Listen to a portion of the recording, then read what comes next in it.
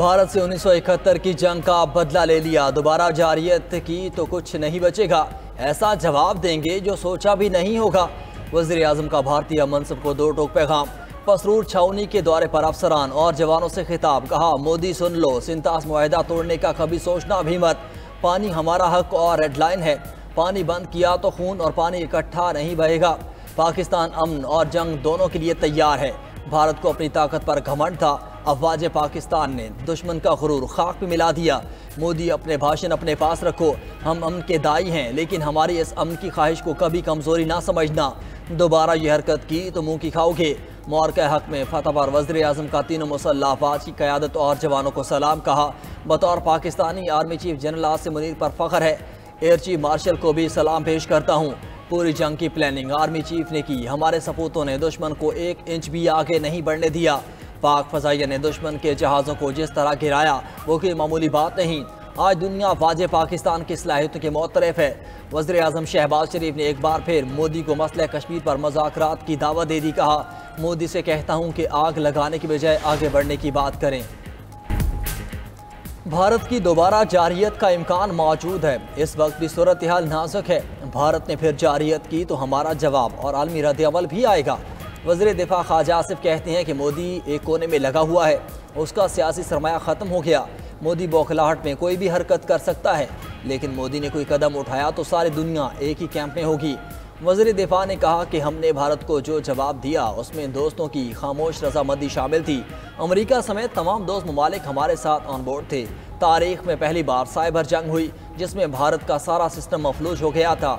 Seize fire के बाद भारत में तनकीद का सिलाब उमड़ आया। भारत मसला कश्मीर पर बात करने को तैयार नहीं था, भारत आधे या पूरे कश्मीर पर बात करने को आमादा हुआ, ये हमारी कामयाबी है। वज़ीर दिफा की क़याम अमन के लिए अमरीकी सदर ट्रंप की भी तारीफ।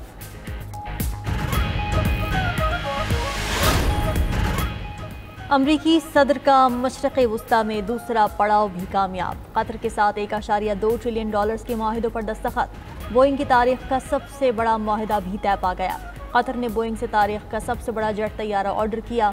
210 अमरीकी साख्ता बोइंग तैयारे हासिल करने का माहिदा हुआ। माहिदे की कुल मालियत $96 अरब है। कतर का अमरीका से $3 अरब के ड्रोन खरीदने का भी माहिदा।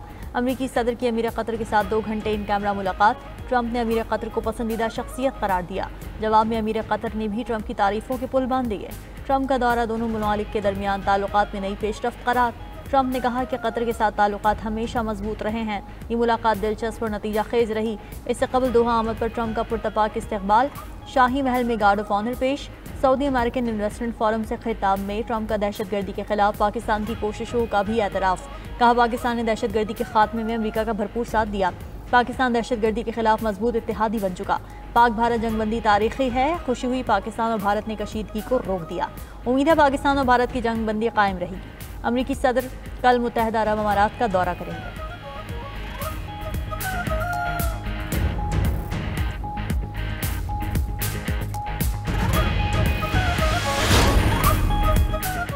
अमरीकी सदर डोनाल्ड ट्रंप आलमी सतह पर अमन की बहाली के लिए पुरअज़्म। पाक भारत सीज़ फायर के बाद मसला फ़लस्तीन के हल के लिए भी सरगर्म।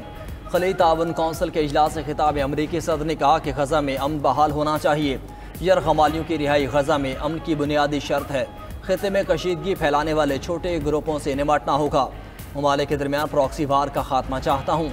अमरीकी सदर का ईरान के साथ बरह रास्त मुआहदे का ऐलान। कहा ईरान जौहरी हथियार हासिल नहीं कर सकता, ईरान के साथ मुआहदे के लिए जो मुमकिन हो सका करूँगा। शाम से पाबंदियाँ ख़त्म करके ताल्लुकात बहाल करेंगे। अमरीकी सदर की रियाज में शाम के अबूरी सदर अहमद अल शरा से मुलाकात। अमरीकी मीडिया के मुताबिक मुलाकात ट्रंप की जानिब से शाम पर पाबंदियाँ ख़त्म करने के ऐलान के बाद हुई। शामी वज़ीर ख़ारजा ने अमरीकी सदर का ऐलान शाम के लिए एक अहम मोड़ करार दिया।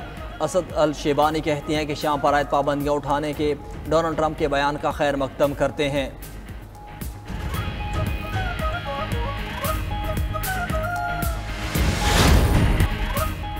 तुर्क सदर का एक बार फिर पाकिस्तान की वाज़ेह हिमायत का ऐलान। पाकिस्तान भारत की इश्तियाल अंगेज़ी में ना फंसे, तुर्क सदर का पाकिस्तानी क़यादत और कौम को मशवरा। सोशल मीडिया की वेबसाइट एक्स पर पैगाम में कहा कि अच्छे और बुरे वक्त में हमेशा आपके साथ खड़े रहेंगे।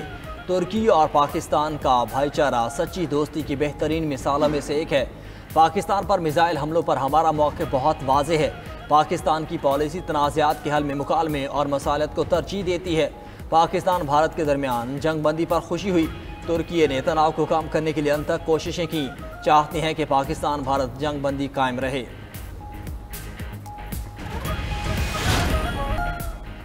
पाकिस्तान को तनहा करने के दावेदार मोदी का भारत आलमी सतह पर सिफारती तन्हाई का शिकार। ऑपरेशन सिंदूर पर भी आलमी तनकीद का सामना। अमेरिका समेत अहम इत्तेहादियों ने पाकिस्तान के खिलाफ भारत का साथ ना दिया। मोदी सरकार की सिफारती और जंगी नाकामी पर इंडियन एक्सप्रेस का चश्मकुशा मजमून। भारतीय अखबार का कहना है कि इंडियन एक्सप्रेस ने लिखा कि ट्रंप ने भारत की कार्रवाई को जारियत करा दिया। लड़ाई ना रोकी तो तिजारत बंद कर दी जाएगी। ट्रंप का इंतबा भारत की खारजा पॉलिसी पर सवालात उठा गया। अमरीकी सालसी के बाद भारत की क़यादत मायूसी और इनकार की कैफियत में मुब्तला। ऑपरेशन सिंदूर पर भारत को किसी पड़ोसी मुल्क की हिमायत ना मिली। रूस और ग्लोबल साउथ ने गैर जानिबदारी इख्तियार की। रूस की बेरुखी ने भारत की खारजा पॉलिसी की कमजोरियों को बेनकाब कर दिया। यूरोपीय यूनियन के साथ भी भारत की सिफारती कशीदगी जाहिर हो गई। पाकिस्तान ने अपनी एटमी सलाहियत मुअस्सर अंदाज में मना ली।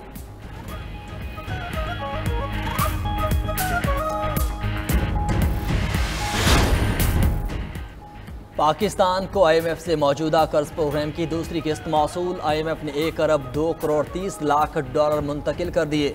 स्टेट बैंक ने तस्दीक कर दी। एलामिया के मुताबिक दूसरी किस्त की रकम 16 मई 2025 के ज़र मुबादला ज़ख़ायर का हिस्सा होगी। राय के मुताबिक IMF वफ़द का आइंदा हफ्ते दौरा पाकिस्तान मुतवक्के। हुकूमत IMF के साथ नए माली साल के बजट पर मुशावरत करेगी। IMF के साथ तकनीकी मुज़ाकरात में डाटा शेयर किया जाएगा। पॉलिसी सतह के मुज़ाकरात में बजट अहदाफ को हतमी शक्ल दी जाएगी।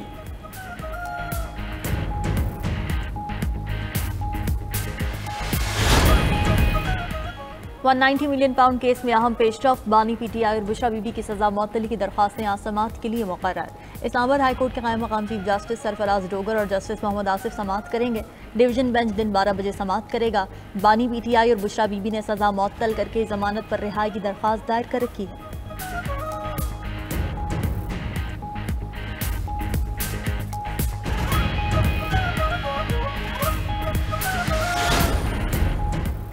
अपर और लोअर कोहिस्तान में सरकारी खजाने को 40 अरब रुपए का टीका। मामले पर खैबर पख्तूनख्वा असम्बली की पब्लिक अकाउंट्स कमेटी के इजलास में गर्मा गर्मी। स्पीकर बाबर सलीम सवाती ने मुशीर खजाना मुअज़्ज़मिल असलम और अकाउंटेंट जनरल को झाड़ पिला दी। स्पीकर ने अकाउंटेंट जनरल को मुखातिब करके कहा कि हेड ऑफिस से लेकर कोहिस्तान तक अफसरान इस बदउनवानी में मुलविस हैं। इतने बड़े स्कैंडल में सिर्फ 2 अफराद मुअत्तल किए, इसे मजाक ना बनाएं, दुरुस्त बात बताएं। मेरे पास गिरफ्तारी का हुक्म देने का इख्तियार है। स्पीकर ने मुशीर खजाना मुज़म्मिल असलम को खामोश न होने पर इजलास से निकालने की तनबीह भी कर दी।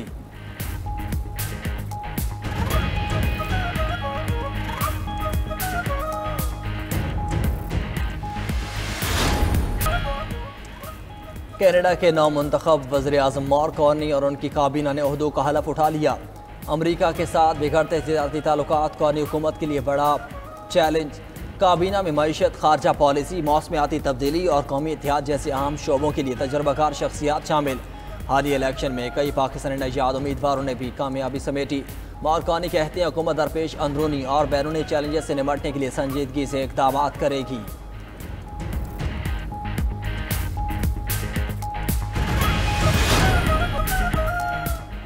और नेशंस हॉकी कप की तैयारी के लिए कौमी टीम का तरबियती कैंप का इस्लामाबाद में आगाज़। खिलाड़ियों की तकनीक, फिटनेस और स्किल्स पर खुसूसी तवज्जो मरकूज़। नेशंस हॉकी कप 15 से 21 जून तक मलेशिया में खेला जाएगा। पाकिस्तान अपना पहला मैच 15 जून को मेज़बान टीम के खिलाफ खेलेगा।